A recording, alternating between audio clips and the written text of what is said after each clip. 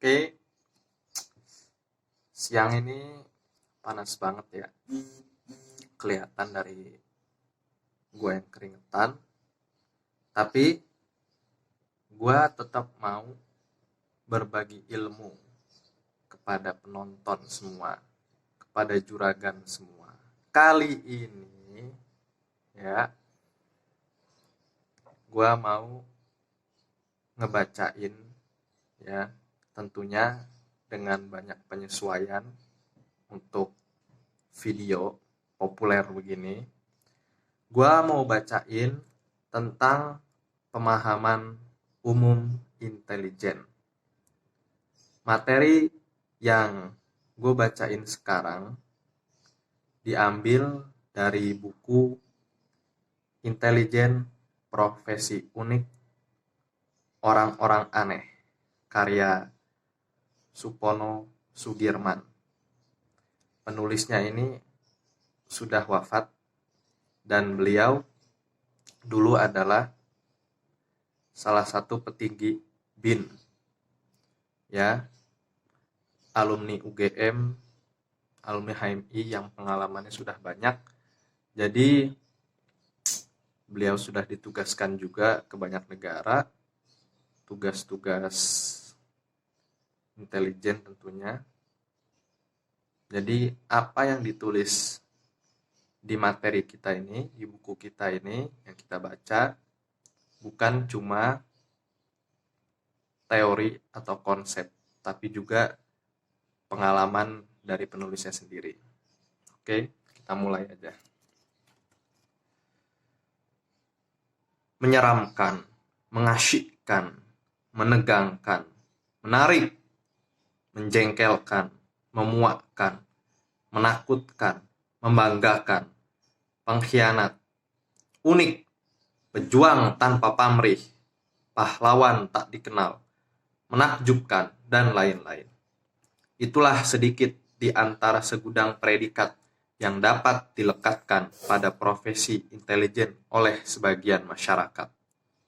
Tentu saja, predikat tersebut tidak sepenuhnya salah.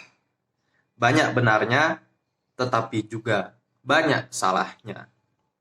Masyarakat yang sering melihat film James Bond membayangkan sosok intelijen yang serba fantastis, bekerja penuh resiko, tetapi selalu lolos dari bahaya.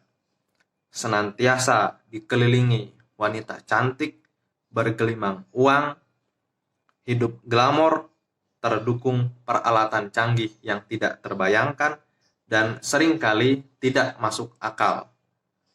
Tetapi yang paling penting, selalu berhasil menjalankan misi dan tugas yang diemban. Celakanya, di Indonesia, pada saat bersamaan, muncul satir yang bernama Intel Melayu, yang dipersepsikan oleh sebagian masyarakat dengan sosok petugas serem, bertubuh kekar, berkumis tebal, berambut cepak, berkacamata hitam, dengan pistol tersembul di pinggangnya. Masyarakat memang belum memiliki cap atau persepsi yang benar dan pas tentang profesi intelijen. Kelompok masyarakat yang satu memiliki persepsi yang berbeda dengan kelompok masyarakat lainnya. Bahkan perbedaan tersebut tidak jarang bertentangan.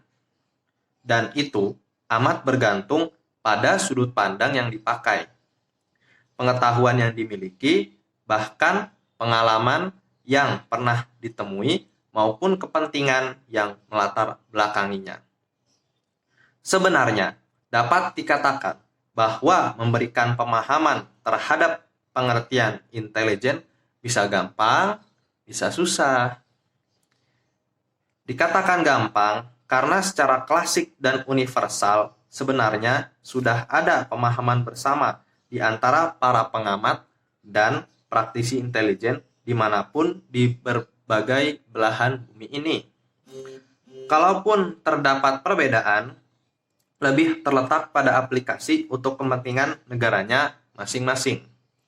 Sebaliknya, dapat dikatakan sulit karena terdengar adanya semacam keputusasaan dari seorang Walter Lemel, sebagaimana dikutip oleh Michael Warner yang antara lain menyatakan, all attempts to develop all ambition theories of intelligence have failed. Dalam artikel tersebut, Michael Warner menghimpun pengertian intelijen dengan mengutip beberapa sumber. Di antaranya, intelligence deal with all things which should be known in advance of initiating a course of action.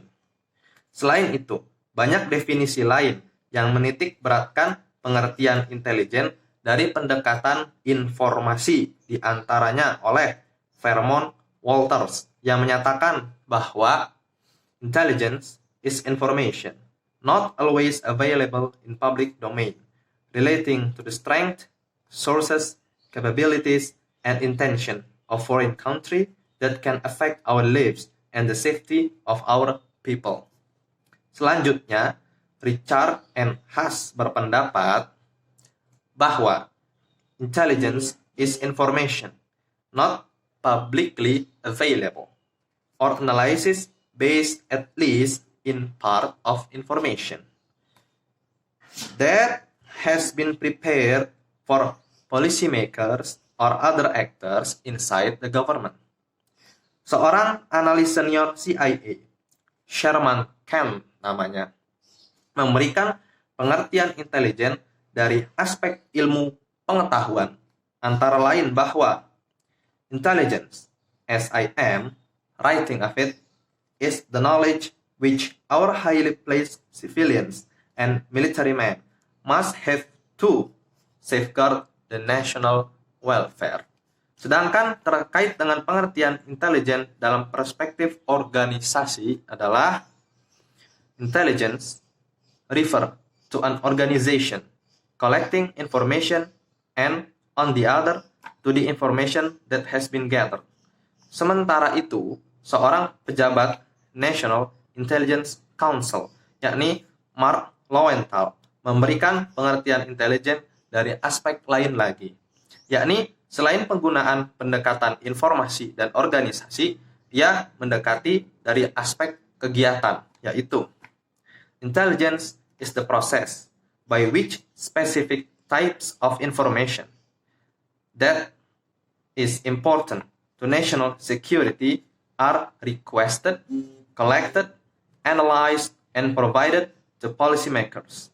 The product of that process, the safeguarding of this process, and this information by carrying out operations as requested by lawful authorities.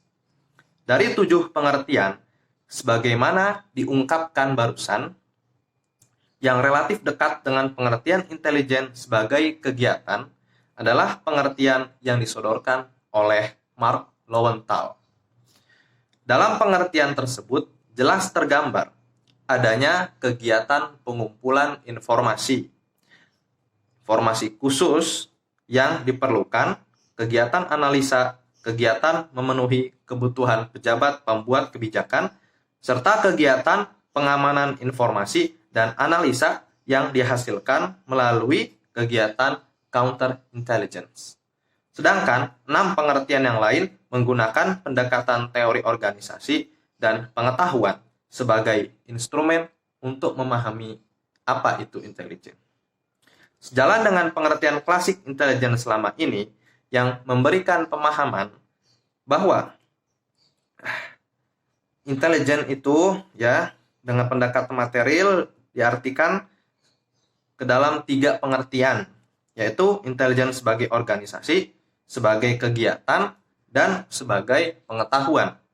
Serta pendekatan fungsi yang mengartikan intelijen juga ke dalam 3 pengertian, yaitu penyelidikan, pengamanan, dan penggalangan. Sebenarnya masih banyak lagi pengertian intelijen sesuai pendekatan masing-masing yang digunakan. Misalnya, ada yang menggunakan pendekatan tugas dengan mengartikan intelijen ke dalam 3 pengertian, yaitu deteksi dini, peringatan dini, dan forecasting, yang dilengkapi dengan problem solving.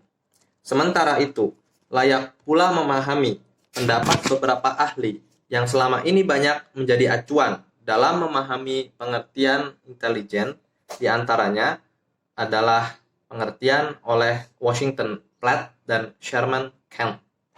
Dalam buku Strategic Intelligence Production, misalnya, Washington Platt sebagaimana tertulis mengartikan intelijen sebagai intelligence is meaningful statement derived from information which has been selected, evaluated, and interpreted, then finally expressed so that its significance to a current national problem is clear. Ya. Sedangkan Sherman Kemp menyatakan bahwa hakikat intelijen adalah the search for the single best answer, and strategic intelligence is an extension in several directions. Dalam uraian sebelumnya telah dikemukakan adanya pendekatan material yang mengartikan intelijen ke dalam 3 pengertian, yaitu sebagai organisasi, pengetahuan, dan aktivitas.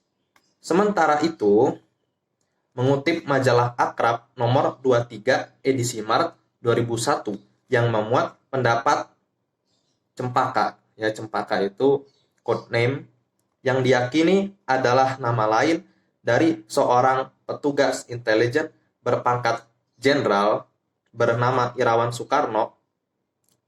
Di artikel itu ia menyatakan bahwa jika berbicara tentang intelijen, maka akan membicarakan intelijen dalam 3 aspek bungkusan, yakni intelijen sebagai sebuah organisasi, intelijen sebagai pengetahuan, dan intelijen sebagai aktivitas. Sedangkan dalam UU Intelijen yang disahkan dalam sidang pleno DPR RI pada 11 Oktober 2011, pengertian intelijen adalah pengetahuan, organisasi, dan kegiatan yang terkait dengan perumusan kebijakan, strategi nasional, dan pengambilan keputusan berdasarkan analisis dari informasi dan fakta yang terkumpul melalui metode kerja untuk pendeteksian dan peringatan dini dalam rangka pencegahan, penangkalan, dan penanggulangan setiap ancaman terhadap keamanan nasional. Nah, untuk bagian ini kita sudahi dulu. Nanti kita sambung lagi di bagian berikutnya. Semoga apa yang gua sampein bisa dimengerti, dan semoga ini materinya bermanfaat untuk semuanya. Oke, ditunggu video berikutnya. Assalamualaikum warahmatullahi wabarakatuh.